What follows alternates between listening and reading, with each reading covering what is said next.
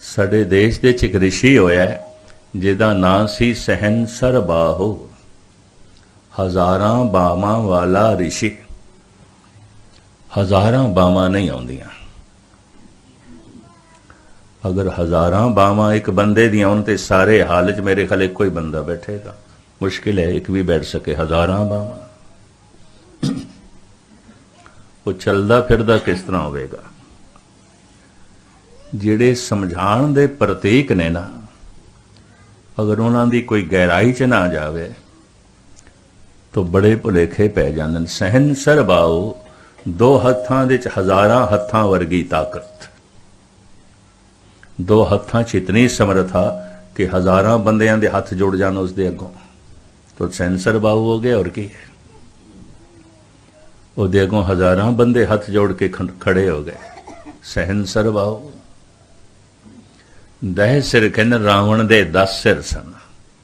ਨਹੀਂ, 10 ਸਿਰ ਜਿਤਨਾ ਸੋਚ ਸਕਦੇ ਨੇ ਉਹ ਕੱਲਾ ਸੋਚਦਾ ਸੀ। 10 ਸਿਰ ਜਿਤਨਾ ਯਾਦ ਕਰ ਸਕਦੇ ਨੇ ਉਹ ਕੱਲਾ ਕਰਦਾ ਸੀ। ਤਦੇ ਤੇ ਉਸਦੀ ਲੰਕਾ ਸੋਨੇ ਦੀ ਸੀ। ਤਦੇ ਤੇ ਚੰਦ ਸੂਰਜ ਤਾਂ ਕਿ ਤਪਤ ਰਸੋਈ। ਗੁਰੂ ਗ੍ਰੰਥ ਸਾਹਿਬ ਦੀ ਬਾਣੀ ਕਹਿੰਦੀ ਉਸ ਜ਼ਮਾਨੇ 'ਚ ਉਹਦੇ ਮਹਿਲਾਂ ਦੇ ਸੂਰਜ ਦੀ ਸ਼ਕਤੀ ਨਾਲ ਚੁੱਲ੍ਹੇ ਜਲਦੇ ਸਨ ਰਸੋਈ ਦੇ 'ਚ। ਉਸ ਜ਼ਮਾਨੇ 'ਚ ਸਾਇੰਸ ਨੇ ਤੇ ਅੱਜ ਇਹ ਕਮਾਲ ਹਾਸਲ ਕੀਤਾ ਹੈ, ਰਾਵਣ ਨੇ ਉਦੋਂ ਹਾਸਲ ਕੀਤਾ ਹੋਇਆ ਸੀ। ਮਹਿਲਾਂ ਦੇ ਕਲਸ਼ ਉਹਨੇ ਸੋਨੇ ਨਾਲ ਲਾਇਆ, ਲੱਦੇ ਹੋਏ। ਇਸ ਵਾਸਤੇ ਸਵਰਨ ਲੰਕਾ ਉਸ ਨੂੰ ਕਹਿੰਦੇ ਸਨ। ਹਰ ਪੱਖ 'ਚੋਂ ਸਿਆਣਾ ਸੀ, ਬੜਾ ਬੁੱਧੀਮਾਨ ਸੀ, ਸ਼ਿਵ ਜੀ ਦਾ ਭਗਤ ਸੀ। ਇਸ ਕਥਾ ਨੂੰ ਵੀ ਮੈਂ ਛੇੜਿਆ ਤੇ ਇਸ ਪਾਸੇ ਮੈਂ ਲੰਬਾ ਚਲਾ ਜਾਵਾਂਗਾ, ਸਮਾਂ ਇਸ 'ਚ ਲੱਗ ਜਾਏਗਾ। ਗੁਰੂ ਗ੍ਰੰਥ ਸਾਹਿਬ ਜੀ ਮਹਾਰਾਜ ਦੀ ਬਾਣੀ ਨੇ ਆਪ ਸੁਣ ਕੇ ਹੈਰਾਨ ਹੋਵੋਗੇ। ਰਾਵਣ ਦੇ ਇੱਕ ਪਹਿਲੂ ਦੀ ਉਪਮਾ ਕੀਤੀ ਹੈ। ਚੌਬੋਲੇ ਮਹੱਲਾ ਪੰਜਵਾਂ, ਗੁਰੂ ਅਰਜਨ ਦੇਵ ਜੀ ਦੀ ਬਾਣੀ। ਸੰਮਨ ਜੋ ਇਸ ਪ੍ਰੇਮ ਕੀ, ਦਮ ਕੇ ਹੋਤੀ ਸਾਟ। ਰਾਵਣ ਹੋਤੇ ਸੋ ਰੰਕ ਨੇ, ਜਿਨ ਸਿਰ ਦੀਨੇ ਕਾਟ। ਮਹਾਰਾਜ ਕਹਿੰਦੇ ਨੇ ਪਰਮਾਤਮਾ ਦੇ ਪ੍ਰੇਮ ਦਾ ਸੌਦਾ ਜੇ ਕਿਧਰੇ ਮਾਇਆ ਦੀਆਂ ਦਮੜੀਆਂ ਨਾਲ ਹੁੰਦਾ ਤਾਂ ਪਰਮਾਤਮਾ ਧਨਵਾਨਾਂ ਦੀ ਤਿਜੋਰੀ ਦੇ ਚ ਆਉਂਦਾ। ਸੰਮਨ ਜੋ ਇਸ ਪ੍ਰੇਮ ਕੀ, ਦਮ ਕੇ ਹੋਤੀ ਸਾਟ। ਸੱਟਾ ਵੱਟਾ, ਦਮੜੀਆਂ ਦੇ ਨਾਲ ਸੱਟਾ ਵੱਟਾ ਹੋ ਸਕਦਾ, ਪਰਮਾਤਮਾ ਮਿਲ ਜਾਂਦਾ ਦਮੜੀਆਂ ਨਾਲ। ਤੋ ਰਾਵਣ ਹੋਤੇ ਸੋ ਰੰਕ ਨੇ। ਰਾਵਣ ਕੋਈ ਭਿਖਾਰੀ ਨਹੀਂ ਸੀ। ਜਿਨ ਸਿਰ ਦੀਨੇ ਕਾਟ, ਜਿਹਨੇ ਆਪਣਾ ਸੀਸ ਕੱਢ ਕੇ ਸ਼ਿਵ ਜੀ ਦੇ ਅੱਗੋਂ ਰੱਖ ਦਿੱਤਾ। ਕਿਉਂਕਿ ਉਹਦਾ ਇੱਕ ਸਿਰ 10 ਸਿਰਾਂ ਵਰਗਾ ਸੀ। ਉਹ ਇਤਨਾ ਸੋਚਦਾ ਸੀ ਜਿਵੇਂ 10 ਸਿਰ ਕੋਈ ਸੋਚਣ। ਉਹਦੇ ਇਤਨੇ ਪ੍ਰਬਲ ਵਿਚਾਰ ਸਨ, 10 ਸਿਰ ਵੀ ਨਹੀਂ ਸੋਚ ਸਕਦੇ। ਗੁਰੂ ਗੋਬਿੰਦ ਸਿੰਘ ਜੀ ਮਹਾਰਾਜ ਨੇ 5 ਸਿਰਾਂ ਦੀ ਮੰਗ ਕੀਤੀ ਸੀ, ਤਾਂ 5 ਖੜੇ ਹੋਏ। ਸ਼ਿਵ ਜੀ ਨੇ ਮੰਗ ਵੀ ਨਹੀਂ ਕੀਤੀ, ਰਾਵਣ ਕੱਟ ਕੇ ਅੱਗੋਂ ਰੱਖਦਾ। ਇਸ ਹਿਸਾਬ ਨਾਲ ਤੇ ਬਹੁਤ ਵੱਡਾ ਭਗਤ ਹੈ। ਤੇ ਰਾਵਣ ਕਹਿੰਦਾ ਹੈ, ਐ ਸ਼ਿਵ ਜੀ, ਜਿਸ ਸਿਰ ਦੇ ਉੱਤੇ ਤੇਰਾ ਆਸ਼ੀਰਵਾਦ ਵਧਿਆ ਹੱਥ ਨਹੀਂ ਹੈ, ਮੈਂ ਉਸ ਸਿਰ ਨੂੰ ਕੀ ਕਰਾਂ? ਠੀਕ ਹੈ, ਮੈਂ ਸੋਚ ਲੈਣਾ, ਵਿਚਾਰ ਲੈਣਾ, ਆਲਮ ਫਾਜ਼ਲ ਹਾਂ, ਵਿਦਵਾਨ ਹਾਂ, 4 ਵੇਦਾਂ ਦਾ ਪਾਠੀਆਂ ਤੇ 4 ਵੇਦਾਂ ਦਾ ਗਿਆਤਾ ਵੀ ਹਾਂ, ਪਰ ਇਸ ਸਿਰ ਦੇ ਉੱਤੇ ਤੇਰਾ ਮਿਹਰ ਭਰਿਆ ਹੱਥ ਨਹੀਂ ਹੋਇਆ, ਮੈਨੂੰ ਆਸ਼ੀਰਵਾਦ ਨਹੀਂ ਮਿਲੇ, ਮੈਂ ਸਿਰ ਨੂੰ ਕੀ ਕਰਾਂ? ਇਤਨਾ ਸਿਆਣਾ, ਇਤਨਾ ਵੱਡਾ ਭਗਤ। ਇਹ ਸ਼ਿਵ ਜੀ ਦਾ ਭਗਤ ਸੀ। ਰਾਮ ਵੀ ਸ਼ਿਵ ਜੀ ਦੇ ਭਗਤ ਸਨ। ਰਾਮੇਸ਼ਵਰਮ ਦੇ ਸ਼ਿਵ ਜੀ ਦੀ ਪੂਜਾ ਕਰਕੇ ਹੀ ਰਾਮ ਨੇ ਲੰਕਾ ਤੇ ਚੜਾਈ ਕੀਤੀ। ਦੋਵੇਂ ਸ਼ਿਵ ਜੀ ਦੇ ਭਗਤ ਸਨ। ਗੁਰੂ ਅਰਜਨ ਦੇਵ ਜੀ ਮਹਾਰਾਜ ਕਹਿੰਦੇ ਨੇ, ਸੰਮਨ ਜੋ ਇਸ ਪ੍ਰੇਮ ਕੇ, ਦਮ ਕੇ ਹੋਤੀ ਸਾਟ। ਰਾਵਣ ਹੋਤੇ ਸੋ ਰੰਕ ਨੇ, ਜਿਨ ਸਿਰ ਦੀਨੇ ਕਾਟ। ਸਾਰੀ ਦੁਨੀਆ 'ਚ, ਖਾਸ ਕਰਕੇ ਸਾਡੇ ਦੇਸ਼ ਵਿੱਚ ਸਾਲ ਦੇ ਸਾਲ ਪੁਤਲਾ ਜਲਾਇਆ ਜਾਂਦਾ ਹੈ ਰਾਵਣ ਦਾ। ਇੰਨੀ ਬੇਇੱਜ਼ਤੀ ਅੱਜ ਤੱਕ ਕਿਸੇ ਦੀ ਵੀ ਨਹੀਂ ਹੋਈ ਜਿੰਨੀ ਉਸਦੀ ਹੋਈ ਹੈ। ਇੱਕ ਦਫਾ ਕਿਸੇ ਦਾ ਪੁਤਲਾ ਜਲਾਇਆ ਜਾਂ 2 ਦਫਾ, साल दे साल जलाया जाता है। हैरानगी। पुतला खड़ा कर देंगे, सारा दिन लोकी मत्था भी टेक देन, साडे हिंदू वीर मत्था भी टेकणगे, प्रसाद भी रखणगे। भाई हद हो गई, जिन्हों फूक देना है तो जिहड़ा कहंदे हो वाकई दुष्ट सी ते फिर इहनूं मत्था टेकण दी की मौत। प्राणां विच एहसास है, वेदां दा ज्ञानी सी, शिव जी दा भगत सी। ये भी मैं अर्ज करा, शाम नूं जद राम तीर मारदे ने, जलाण तो पहले राम भी परिक्रमा करदा है उस दी। और लंबी चौड़ी गल है, जद मरण लग्या सी रावण, दम तोड़न लग्या, श्री राम अपने भिरा लक्ष्मण नूं कहंदे ने, जमीन तो एक बड़ा कीमती मनुख उठ के जा रहा है, बड़ियां विचारां, बड़ी सियाणप, बड़ी सूझबूझ, ये भी इहदे नाल चली जाएगी। इहदा आखिरी दम टुटे तो इसदे कोलों कुछ ना कुछ लैके आ। जिस पुरुष दे कोलों राम अपने भिरा नूं ज्ञान लैण वास्ते भेजदे ने, वो मनुख कोई मामूली नहीं सी। गुरु अर्जन देव जी ने उसकी रूपरेखा सामने रख दी है। लक्ष्मण की जैसी तबीयत सी, क्योंकि गुस्से च आके रावण की भैन की नक कट चुकिया सी। ये संत का काम नहीं है नक कटना, तो स्त्री नूं हमेशा लई करूप कर देना। स्वयंवर की प्रथा उन्हां दिनां च आम सी। स्वयंवर बच्ची अपना वर खुद चुनती सी, ये आम प्रथा सी। सीता ने भी खुद चुनिया सी, द्रौपदी ने भी खुद चुनिया सी। स्वयं वर चुनना है, आप वर चुनना है। समाज की व्यवस्था ऐसी सी।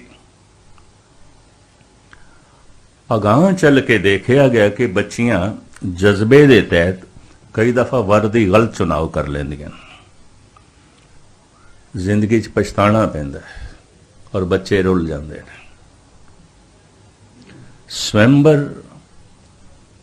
हजारां साल पहले भारत देश नाकाम होकर रद्द कर दिता गया। भी नहीं, बच्ची स्वयं नहीं चुनेगी, सिर्फ इस कोल जज्बे ही होंदे ने, सिर्फ इस कोल भावुकता होंदी है, इहदे कोल दूरदृष्टि नहीं होंदी।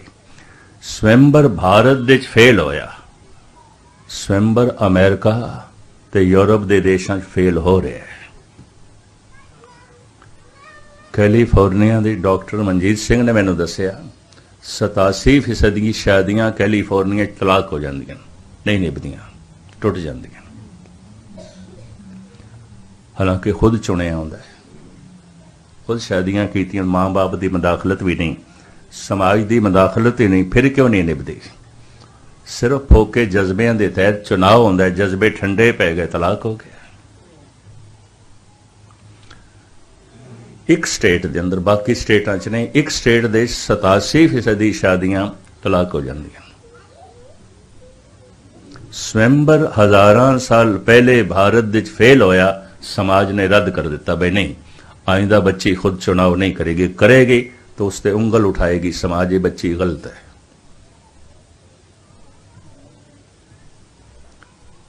यूरोप देश, अमेरिका, कनेडा का स्वयंवर फेल हो रहे हैं।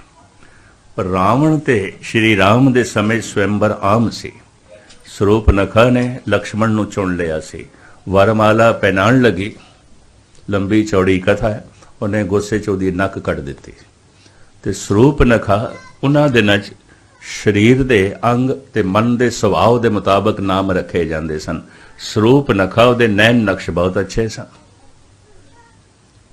ते लक्ष्मण ने कहा नक करके ही तू खूबसूरत लगती पई है, बहुत मैं ही कट देना, कट दी। एशिया का इलाका ऐसा है, होर कुछ बर्दाश्त कर लवे, लेकिन भरा भैन की तोहीन ते भैन की गल नहीं बर्दाश्त करता। रावण की भैन सी, आम बंदा नहीं बर्दाश्त करता, वो ते राजा सी, बदले की भावना ते आ गए। ठीक है, सियाणा सी, विद्वान सी, शिव जी का भगत सी, पर भैन की नक कट्टी। इतिहास के निक्के पहलू मैं थोड़े सामने रखे न। लक्ष्मण गया ज्ञान लैण वास्ते, रावण के सिर दे भार खड़ा होया।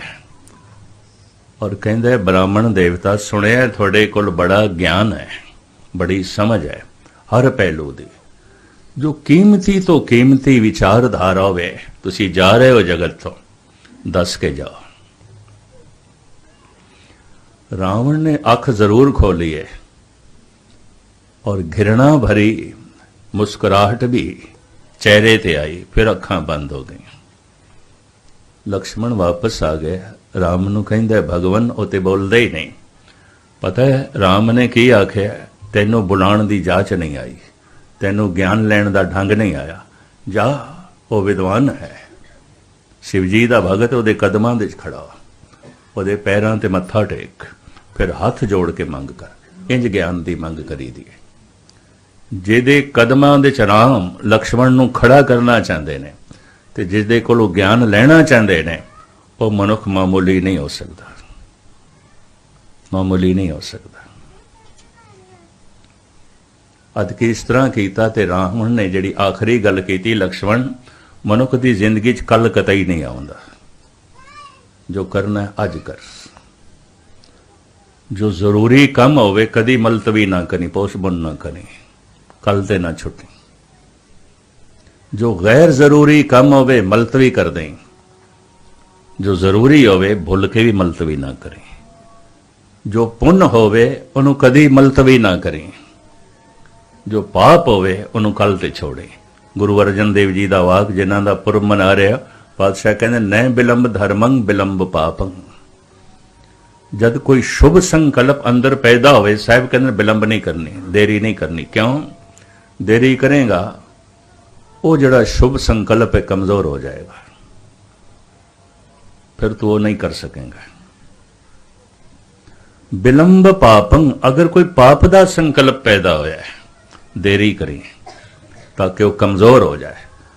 लेकिन होंदा कि ये गुरु अर्जन देव जी महाराज कहते ने, चंगियां आईयां आलक करे बुराई होवे सेर। बुरा संकल्प पैदा होया बंदा तत छिन करता है, चंगा संकल्प पैदा होंदा सोचता कल सोचांगे परसों सोचांगे।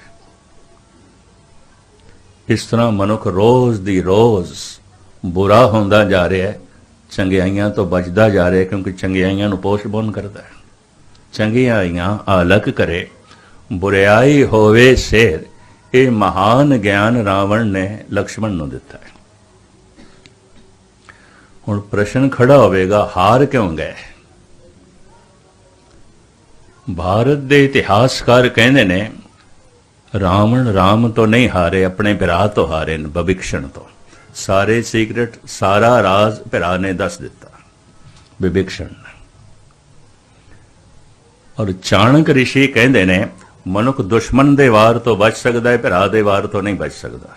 क्यों? भरा नूं सब कुछ पता है, सब कुछ पता है।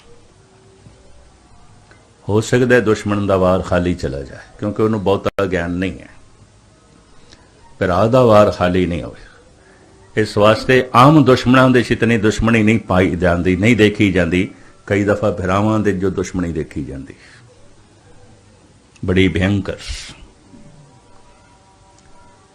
विभीषण ने सारे राज दस दिते हैं, विभीषण भरा सी रावण का, सारे सीक्रेट दस दिते हैं। इस वास्ते भारत दे चोटी दे इतिहासकार कहते ने, रावण हारे है भरा दी मार तो भारत दे बोल प्रचलित ने, घर का बेदी लंका डाले। इतना महान सी ते उन्होंने दुष्ट क्यों आख्या गया? मनुख दी फितरत है, जो हार जाए वो शैतान होंदा है, जो जित जाए वो भगवान होंदा है। कुदरती गल है, सब रबों खेड है, मनुख प्रभावित है। जो जितदा है वो जो है भगवान है, जो हार जाए वो शैतान है। इस तरह ही होया। इस वास्ते आम बंदे करीबन कोशिश करते ने, असी जगत दे च जेतू बणीए। तो जेतू तां बन सकते हैं, कोई शक्ति होवे, ताकत होवे। मनुख शक्ति तो प्रभावित है। हुणे मैं अर्ज की सी, परमात्मा एक शक्ति है, व्यक्ति नहीं है। हुण शक्ति दो तरह की होंदी है। एक तो मनुख बाहरों शक्तिशाली है, ਇੱਕ ਮਨੁੱਖ ਅੰਦਰੋਂ ਸ਼ਕਤੀਸ਼ਾਲੀ ਹੈ। ਜੋ ਅੰਦਰ ਦੀ ਸ਼ਕਤੀ ਉਹਨੂੰ ਸਤ ਕਹਿੰਦੇ ਨੇ, ਜੋ ਬਾਹਰ ਦੀ ਸ਼ਕਤੀ ਇਹਨੂੰ ਸਤਾ ਕਹਿੰਦੇ ਨੇ। ਜੋ ਅੰਦਰ ਦੀ ਸ਼ਕਤੀ ਇਹਨੂੰ ਧਰਮ ਨੀਤੀ ਕਹਿੰਦੇ ਨੇ, ਜੋ ਬਾਹਰ ਦੀ ਸ਼ਕਤੀ ਇਹਨੂੰ ਰਾਜਨੀਤੀ ਕਹਿੰਦੇ ਨੇ। ਬਦਕਿਸਮਤੀ ਹੈ, ਆਦਿ ਕਾਲ ਤੋਂ ਸਤਾ ਸਤ ਨਾਲ ਟਕਰਾਂਦੀ ਰਹੀ ਹੈ।